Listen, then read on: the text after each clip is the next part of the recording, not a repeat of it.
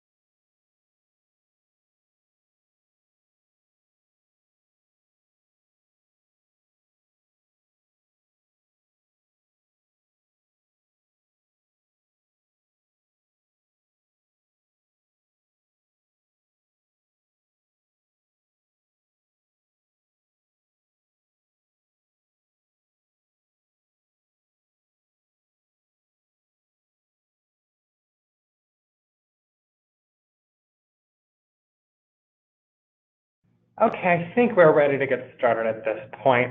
Welcome everyone to the Anonymous Layoff List Report Training webinar. Before we jump into the content, I do want to cover a little bit of webinar housekeeping. We anticipate this will be a 30-minute webinar. So if you do have questions, please type them into the questions pane of your GoToMeeting toolbar. We will get to those questions, as many as we can, at the end of the session. If there still are unanswered questions, we will absolutely respond to those via email after the webinar. At this point, I do just want to make sure that everyone can hear me before we get started.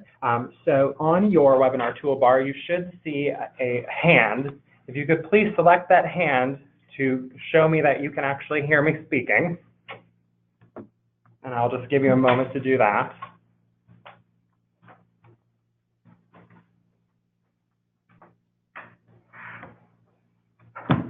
Okay, excellent. I am seeing a lot of hands. All right, thank you all.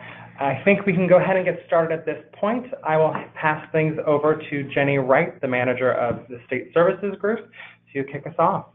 Well, hello, everybody. I just want to welcome you to our webinar on how to access and run the anonymous list. We really are excited about this. It's going to make things so much easier for you all. I know you're all very busy, particularly on Thursday of payroll processing week, so we do appreciate you taking the time to watch the webinar. What we're going to be discussing today is how to access the anonymous list, how to run the anonymous list, and then if there are no names that come up on your list, how to download that into a PDF, attach it to an EPAR, or if there are names on that anonymous list, how to contact State Services in order to get that name sent out to you for possible reemployment and recall. So with that, I'm going to turn it over to Nick Zimmer. Great. Thank you, Jenny. So before we get into the actual process of running the report, I do want to cover security that will be required to access the anonymous report.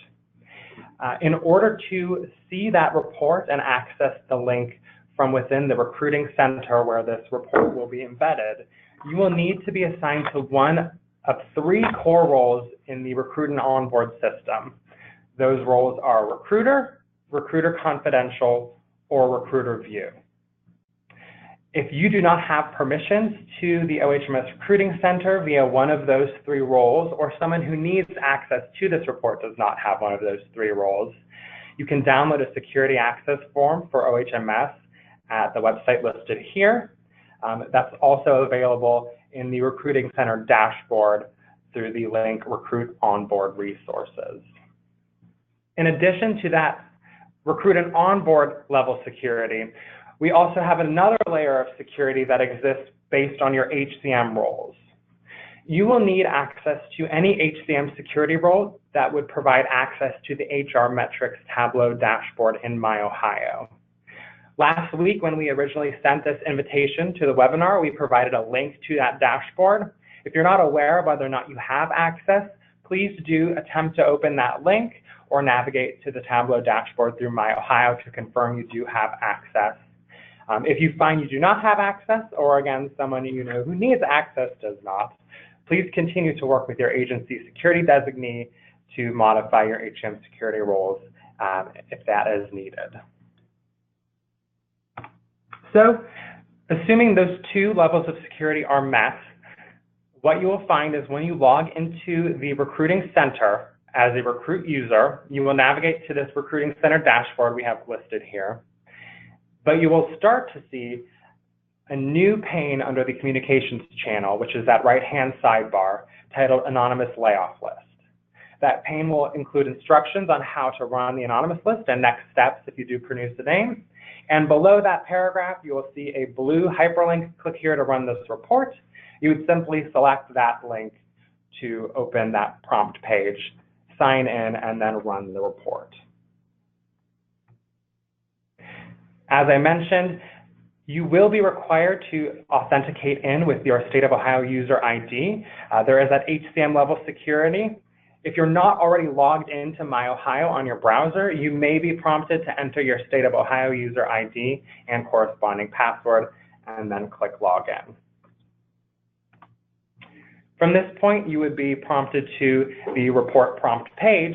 I'll turn things over to Jessica to walk you through the process of selecting your criteria and running the report. Thanks, Nick. Guys, that was the hardest part, I promise, is making sure that you have access to the report.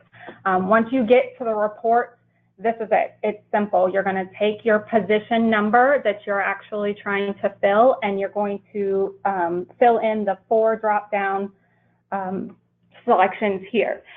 So from your position number, you'll need to have the classification, which you can start by typing in either the 5-digit job code, or you can actually start typing in the classification name. You'll need, of course, your agency, the job type, which is full-time or part-time, and then the county of the position. In position management would be like the headquarter county. And then once you have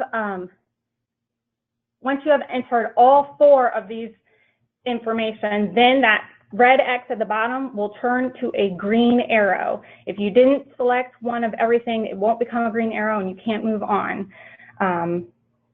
So in this particular instance, we used Human Capital Management Associate for DAS, full-time, Franklin County. Once all 4 is there, the X becomes green. Once you hit the green arrow, it'll actually take you to the report. And it has, again, the exact same information that you put in under the 4 drop-down boxes, but now there's a 5th column that says how many people are on the layoff list for those 4 indicators.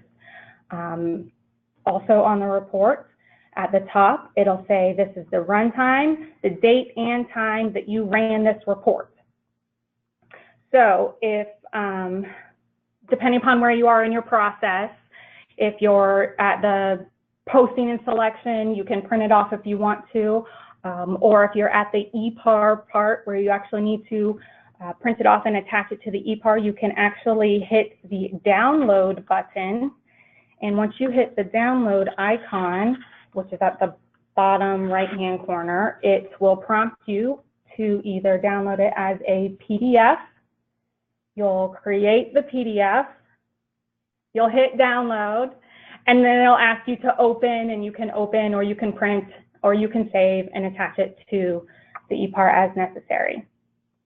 So at this time, I'm actually going to turn it back over to Nick because he is going to run through and actually show us how it works in real time here. Great. Thanks, Jessica. All right. I'm now toggling over to our test environment for the Recruit and Onboard system. Many of you will recognize this is our welcome dashboard for the Recruit system. I'm going to go ahead and select Recruiting to navigate to our Recruiting Center.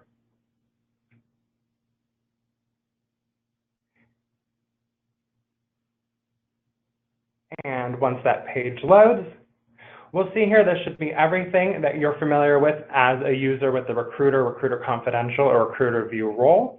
However, in our communications channel, you'll now see this anonymous layoff list paragraph is appearing and available to be selected. To run our report, we will simply click the icon, click here to run this report.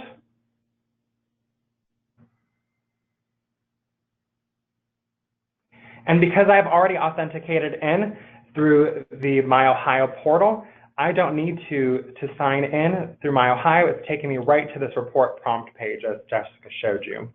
So we'll go ahead and run the same exact type of report that we just ran in our screenshot so you can see just how easy this is live. For the classification, I can type in human capital or begin to type that in, and any classification that meets that criteria as far as text will be limited in this list. I could also type in alternatively 6461 to display that entire series in the classification list. We'll select the desired classification, and that prompt will update accordingly. Again, you would select your recruiting department as the hiring agency. In this case, we'll select administrative services. Our job type will be full-time. And for county position, I'll just type F to navigate my drop-down to F in the drop-down list, and then we'll select Franklin County. So again, as soon as I selected that last criteria, that red X just turned to a green arrow, which means I can now run this report. I will click to run the report by selecting that green arrow. And in a new tab, we will see our report table will load.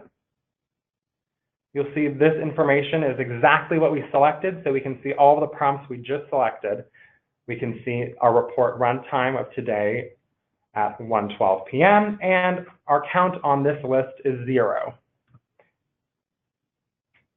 So from this point, if this were a selection or a point in the selection process where we were going to process our selection EPAR, I would click that download icon in the bottom right-hand corner, identify I'm downloading a PDF, click create. The system will take a moment to generate the PDF and we'll select download. Now your browser will download this document as per the normal process. I'll go ahead and select open as a preview, but you can save this to your desktop or to a folder for your specific position. And if you open that report, you'll see it displays just as it was listed in that web browser with our 4 criteria, our report runtime and report run date, and the number of candidates that meet that requirement on the list. All right. With that covered, I will hand things back over to Jessica Mitchell to take you through the next steps of what happens whether you have 0 candidates on this list or more than 0 candidates on your list. Thanks, Nick. Okay, so obviously if the number is 0, you can proceed with wherever you are in your process. If you happen to get a number that is not 0, so in this case, let's say we have 2, then you will have to reach out to State Services to get the name for, or the first name, I guess, since in this case there are 2, that is eligible for the criteria that you selected. So please send an email to the email that's right here, the DAS HRD Agency HR Support. That's our State Services group. Everybody will get the email. In the email, you have a couple of options. If you are computer savvy and know how to take a snippet, you can take a snapshot of the anonymous list that you just created that had the number 2, put it in an email, title the email, layoff list request for this position number, and send it to State Services. I'll have all the information there if you know how to snip it. If you don't know how to snip it, then you can just go ahead and write in all of the required information. Again, an email with the position number, with the job code and the title, the agency name, the job type, full-time or part-time, the county of position, and then how many people that appeared on the list when you ran the report. And you can send that to State Services. If the position that you are sending has what you call a PSMQ, then you will need to attach the documentation to the email to State Services to show that this position number does have an approved PSMQ associated. So just so you guys are aware, We are sending out a job aid for the anonymous list, and it will have a template with all of these emails. So it'll be really simple. You guys can click the button and it'll provide all the information for you. You'll just stick in the specific position info. Okay, so once you send us the email, now we're at the same process that you guys typically follow now. This part hasn't changed. You'll get a response from State Services within the next 24 hours. We will send you a name. We will send you the address, and if we have it available, we'll send you the phone number.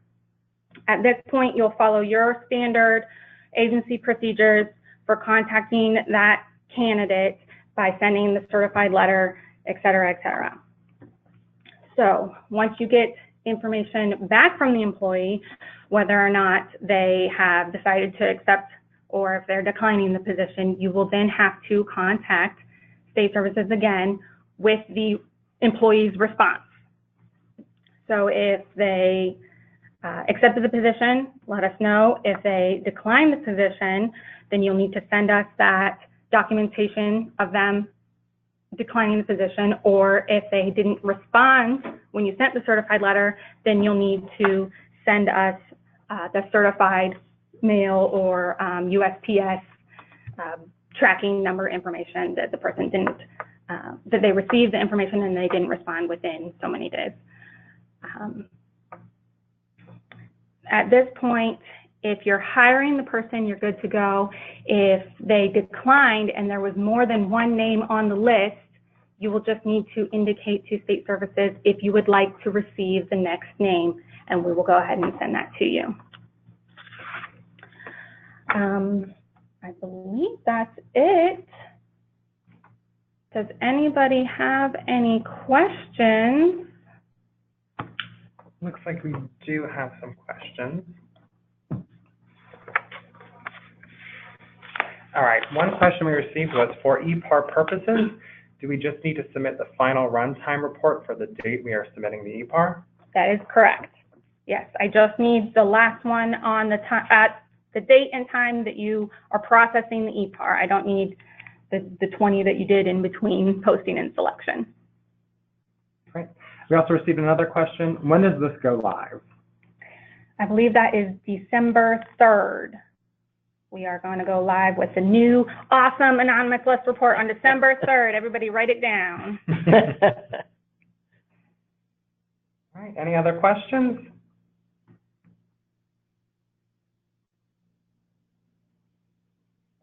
Can you go to the next slide? Absolutely.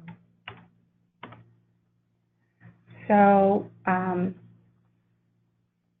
anonymous list is kept by State Services. Obviously, if you guys have any questions, you can always reach out to your State Services analyst or our general email account with any concerns. Looks like we actually are receiving some more questions. One question is, are the layoff lists updated once a day or 2 times a day? It's updated continuously. So, like, if you say this person has taken the position, then we will remove that person from the list, and the layoff list will, instead of having a 2, it'll have a 1. Yep, the update schedule for the anonymous list data refreshes every 10 minutes or less. So those will be instantaneous changes. We have another question here. How do we check to see if we have access to Tableau? If you navigate to the email that was sent in the anonymous layoff list webinar invitation, we provided a link to that Tableau HR metrics dashboard. You can select that link to confirm whether or not you can access the dashboard. If you're having any trouble finding that, or you just need us to provide the link again, please just send an email to recruit@onboard@das.ohio.gov or the email that's listed here, and we'll get you that information. Another question, can we get a copy of this PowerPoint? The PowerPoint's going to be sent along with the job aid. after completion. So don't worry, you will get a copy of the PowerPoint. Right. I see another question. Will this recorded training be available online? Yes, it will. We plan to send this out as early as possible with a link to the ELM course where you can self-register and then watch this video. And another question, do state agencies have to give their usual proficiency assessment to the person who is on the layoff list when applicable? Should reach out to talent management. I think, yeah, Louis, I think that would be a question related more to the actual selection process outside of layoff. So I would contact talent management for advisement on that process.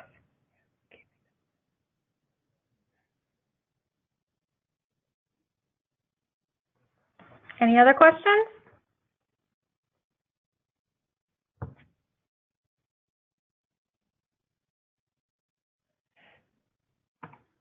All right, I think we are all set then. Thank you again for attending this webinar. Again, if you have any questions, please send them to this email or recruitonboard@das.ohio.gov for support, and we will respond to you as quickly as possible. Again, this is a recorded webinar, so stay tuned for the job aid Jessica mentioned, a copy of this PowerPoint slide deck, and this recorded webinar in the near future. Thank you all.